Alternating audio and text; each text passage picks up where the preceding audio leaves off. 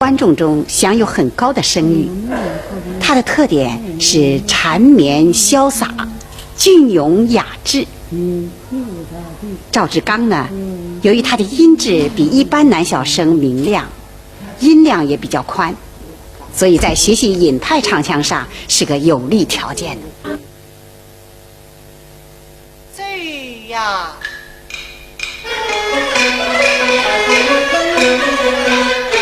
路女大记得迎新，距离少远方来迎。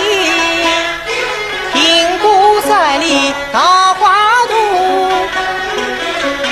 醉古楼里寒花城，七宝两陵来春顾，距离少远一地人。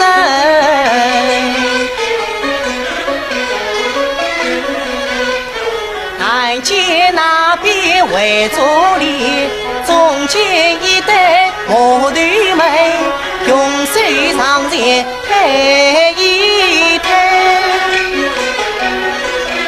呀，为什么青天把人门关紧？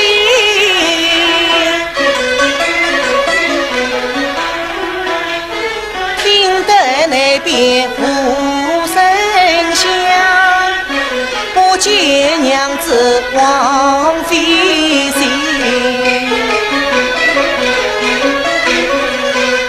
后房外有自唱人，呀唱响内开分明。哎呀，唱口高来看不见。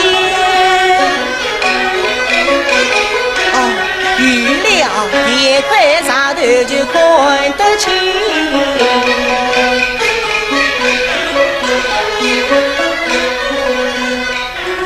横袖举目向南望，只见一间小草房，小小城台朝上摆，铺木交椅分两旁，三枝清香炉中茶，荤素菜肴桌上放。